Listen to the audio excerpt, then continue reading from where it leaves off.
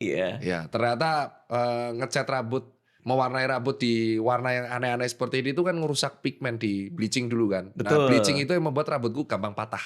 Saya pernah dulu, rambut di mohawk tengahnya dikasih pirang, di-bleaching. Masa? Bener, untung fotonya nggak ada.